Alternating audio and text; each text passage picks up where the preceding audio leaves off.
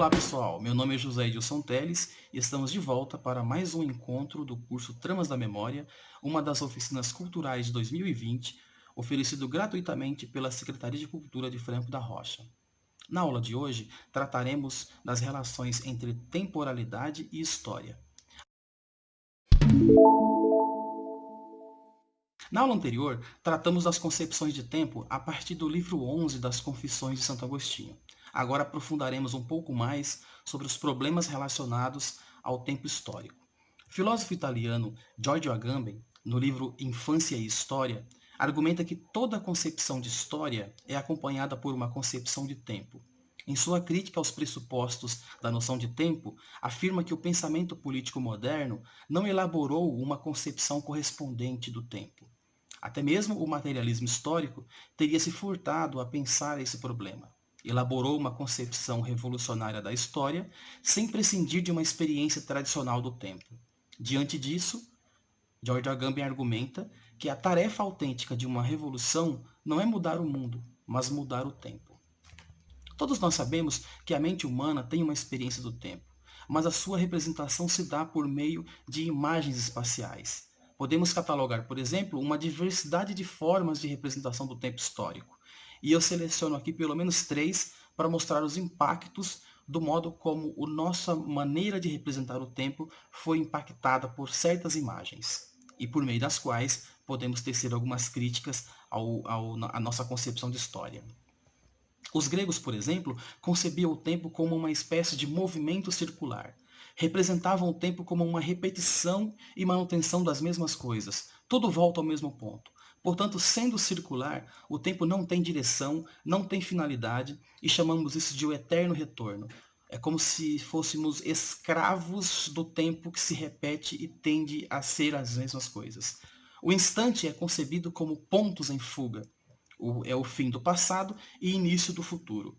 O mito de Perseu e das Graias, sobre os quais dedicamos uma aula, trata dessa concepção de tempo, na qual a humanidade é vista como presa e tendente a repetir, portanto, todo um ciclo de sua história.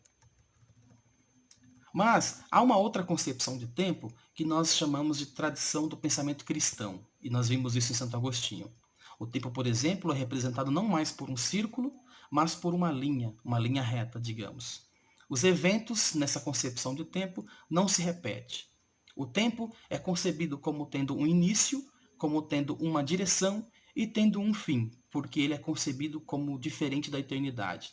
E, portanto, ele se estende irreversivelmente da criação do mundo aos fins dos tempos, da queda à redenção, o tempo escatológico. Santo Agostinho, por exemplo, contrapunha o que chamava de via recta de Cristo à falsi circuli dos gregos. O cristianismo estabeleceu as bases para pensar uma experiência de historicidade, mas como a memória, o tempo também é interiorizado.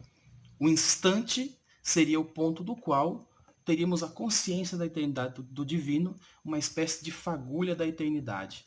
Nós vimos isso na aula passada. E, finalmente, nós temos a terceira concepção de tempo, que é a concepção moderna, que, de certa forma, nós não podemos pensar que um tempo foi sucedendo ao outro, ou essas concepções foram se sucedendo e uma cessou e a outra passou a existir. Muito pelo contrário. Essas 3 concepções são apenas uma maneira de ilustrar o modo como essas diferentes concepções, circular ou retilínea ou linear, elas se configuraram para dar forma ao modo como nós pensamos e, inclusive, naturalizamos o tempo e chegamos a imaginar que o tempo é tão natural quanto o nosso modo de perceber as coisas. E, na verdade, o tempo ele é construído. O mundo moderno ele recebe um processo, ele passa por um processo longo, de longa duração, na formação da nossa maneira de pensar o tempo e, portanto, pensar história. Essa concepção moderna trata de uma laicização do tempo cristão, o tempo retilíneo e o tempo irreversível, dissociado, entretanto, da ideia de fim e esvaziado de qualquer sentido que não seja um processo entre um antes e um depois, apresentado, inclusive, como se fosse verdadeiramente histórico. Jacques Legoff, um historiador, demonstrou que no período medieval 2 concepções de tempo se degladiavam. o tempo sacramental da igreja e o tempo pragmático manipulado pelos mercadores. O mercador, por exemplo, ele retalha o tempo. O tempo é conquistado. O tempo ele é calculado, projetado e, portanto, calcula-se um preço em cima desse tempo. O mercador deu origem ao tempo que nós chamamos o tempo do capital, que é o tempo do dinheiro, é o tempo pelos quais se mede todo o processo de produção. O Jacques Legoff argumenta que esse tempo da igreja, o tempo sacramental, passou por um processo de secularização e desencantamento com o processo de modernidade. Portanto, essa representação do tempo moderno nasce da experiência do trabalho e das manufaturas e é sancionado pela mecânica moderna. Essa experiência do tempo caracteriza a vida nas grandes cidades e nas fábricas. O antes e o depois, tão incerto para a antiguidade, são apresentados como se fosse a única forma de tempo histórico. O tempo passa a ser concebido como uma espécie de progresso, um processo orientado cronologicamente. Essa concepção de tempo expropria o homem de sua dimensão própria e impede o acesso à historicidade autêntica. No livro Memória e História, Paul Ricoeur retoma o protesto de Nietzsche contra a cultura histórica dos modernos. O alvo de Nietzsche é a cultura histórica moderna marcada por um racionalismo que pressupõe uma noção de tempo composto por uma ideia de antes e depois, como se o tempo fosse calculado por uma série de processos dividido entre um antes e um depois. E o Nietzsche diz, abre aspas, os espíritos historiadores que acreditam que o sentido da existência se desvela progressivamente ao longo de um processo, só olham para trás para entender o caminho já percorrido e para aprender a desejar o futuro de forma mais ousada. Fecha aspas. Essa crítica de Nietzsche ela é desdobrada por Paul Ricoeur nesse livro e ele divide pelo menos em duas categorias de história. A história monumental e a história tradicional. A história monumental é dividida pela utilidade. Ela é contida por uma espécie de modelos a serem imitados e ultrapassados. Portanto, consiste no abuso das analogias que fazem com que trechos inteiros do passado sejam esquecidos e desprezados e outros sejam supervalorizados. Portanto, é uma espécie de processo histórico que seleciona para fins utilitários o que se deseja ser discutido.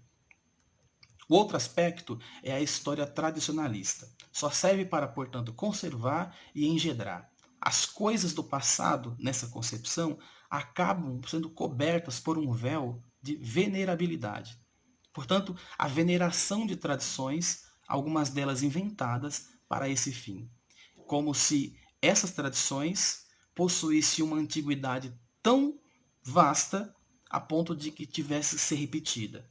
Essa concepção tradicionalista ela é criticada por essa concepção mais recente. E, portanto, se tivéssemos que pensar um conceito de história que rompa com essas vertentes da história monumental e da história tradicionalista, teríamos que rever uma nova concepção de tempo.